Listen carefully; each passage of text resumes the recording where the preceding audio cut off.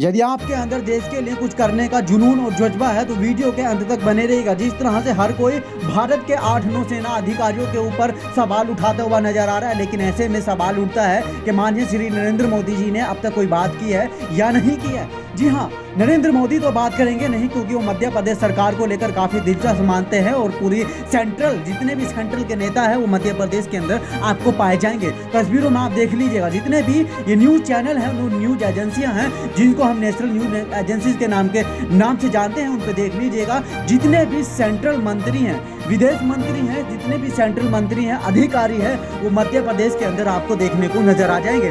लेकिन उनके परिवार से बात करिएगा जिनके घर से उन 8 अधिकारियों को फांसी की सजाए मौत हो गई है, उनके यहाँ पे जाकर उनके बयानों को ले आप सुनेंगे तो आपको पता लगेगा कि आखिर भारत देश किस अंधकार की तरफ ढकेला जा रहा है। तस्वीरों में आपको दिख रहा होगा जिस तरह से हर कोई भारत देश सरकार पर लगातार क्वेश्चन करता हुआ नजर आ रहा है, लेकिन जवाब एक भी अभी तक आपके सामने नहीं आया होगा।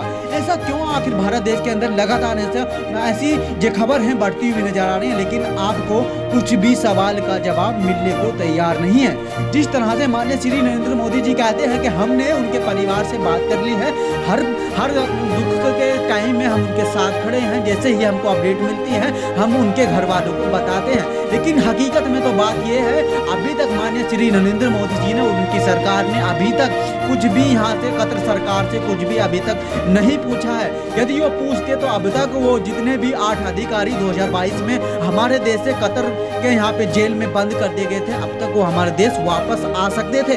लेकिन ये जो सेंट्रल में सरकार बैठी है, जिसको बीजेपी के नाम से जाना जाता है, और हमारे देश के अंदर जितने भी ये अंधभक्त हैं, इनसे ऐसे सवाल नहीं करेंगे। इनको न ही रोजगार चाहिए, न ही किसी विषय पर विकास की बात करेंगे, सिर्फ अंधभक्ति का सबूत अपना पेश करते हुए नजर आएंगे। लेकिन ऐसे में सवाल बड़ा उठता हुआ नजर आता है, क्या उन अब 8 अधिकारियों को कोई बचा पाएगा या फांसी हो जाएगी?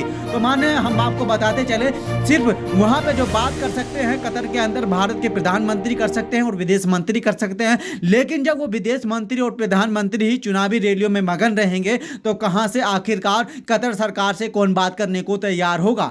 आपको तस्वीरों में दिख रहा होगा जिस तरह से हर मुद्दे के ऊपर चर्चा और डिबेट करते हैं, ये बड़े ही धूमधाम से बीजेपी सरकार पर क्वेश्चन करते हैं, लेकिन कोई भी जवाब नहीं किया जाता है। यदि कोई भी सवाल बीजेपी सरकार से करता है तो उसके ऊपर केस कर दिया जाता है, उसको जेल के अंदर बंद कर दिया जाता है।